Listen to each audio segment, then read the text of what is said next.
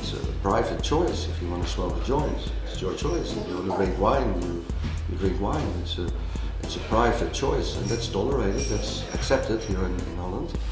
It's your own responsibility.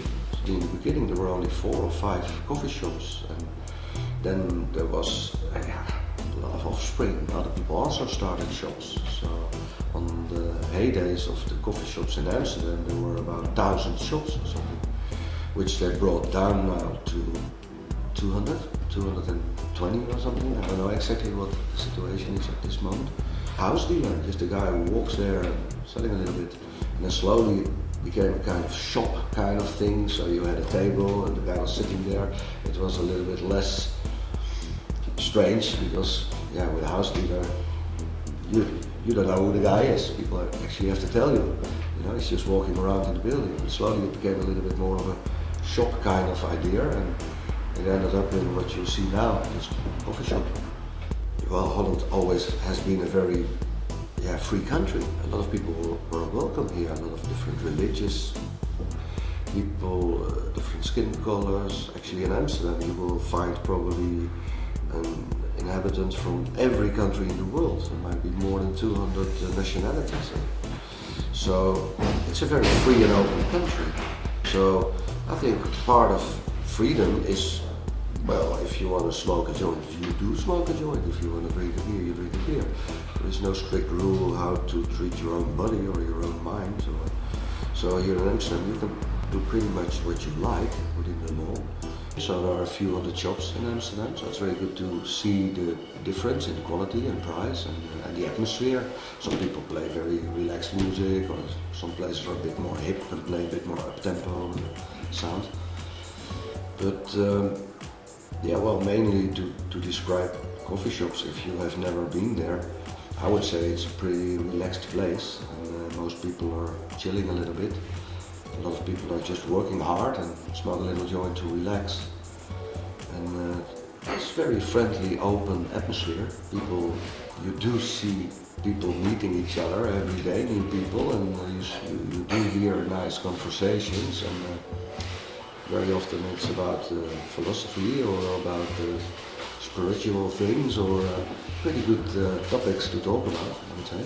So if you're over 18 and you behave nicely, everybody is welcome here. And that's what Amsterdam should be, that's what a coffee shop should be, I think. Just friendly, open atmosphere, and you sort it out yourself. Also, a lot of people here in Holland are just professional people. They work very hard, and to relax they smoke little joints, and they prefer that perhaps above alcohol or something which might fuck you up. If you drink too much, alcohol is a harbor, actually. People are always very relaxed here. I mean, cannabis won't make you aggressive. So we never have fights here or big problems. It's always quiet. Well, there's a very distinct line between hard drugs and soft drugs. That's actually probably the most important thing of having coffee shops. Because in the past, when you had a house dealer or a guy just walking around, you can buy cannabis, but perhaps you can also buy other products, hard drugs or something. So the moment you have a shop, you can actually check that shop and regulate it. And it makes a real difference from house dealers, for instance, because people, what do they sell? You cannot check qualities and things. So if you have coffee shops, especially when you have more than one shop, there is competition. So there's a very good distinguished line between the hard drugs and the soft drugs. Coffee shops never will sell hard drugs because it's not allowed, and they will close you straight away. A lot of countries actually can see that it's a good situation because there is no crime, there is no violence. That's a good thing. But it is a certain step you have to make because, actually you make cannabis or marijuana legal. And it's a very difficult step because even here in Holland it's not legal, marijuana. It's not illegal, it's not legal. It's tolerated. So it's allowed. So people make a move like this, and actually it's strange because it should be regulated. So we're happy to have this experiment now for 35, 40 years, just to be able to buy your cannabis and have a bit of competition, so there's choice and good prices. good quality, actually. Because now it's prohibited to grow weed, but it's strange because it's allowed to sell in shops, and millions of people every year come to Amsterdam and to the Netherlands to smoke a joint. So if that's the situation, then you should be able to grow as well. So perhaps we also get a system that we can get a permit to grow weed, for instance.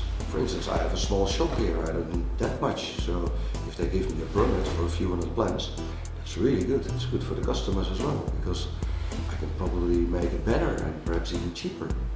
It's a very potent medicine, and it's a very good medicine for a lot of illnesses and diseases. So a lot of people really do benefit of smoking marijuana.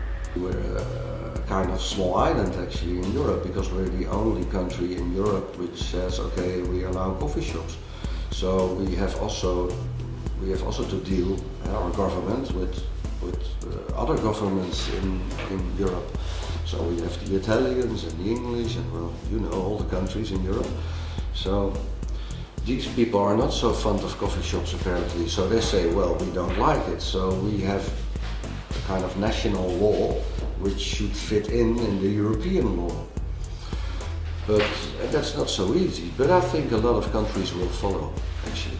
Well, I do hope that there will change something, especially on the backdoor situation, so it's allowed to grow weed. That makes it even better for the people and also for me, because if there is more transparency on the growing side, then it's also easier for me to compare qualities, and then there will also be some competition, so that's good for pricing. That will go down, because now it's a bit of a gray area, so you never know for sure if it's the best weed available or the best price you pay for that weed, just by the fact that it's not an open, transparent market. That would be mighty nice when you can just go to the wholesale where I buy my bread and my Coca-Cola and just see the weed and the hash and just buy it and get a nice invoice, and it's all better for tax reasons and quality and especially pricing as well, I think. I heard the story, for instance, that now it's a bit booming in California, so a lot of weed is going around in the medical dispensaries, and so I heard that the wholesale prices of the illegal weed, the weed which is not in that system, these prices go down, they're plummeting, because there is less demand, of course. It's just economy, it's a market, so if there is a lot of demand and it's illegal, then prices go up. But if there is less demand, then prices will go down. So there is a certain market mechanism also in the cannabis.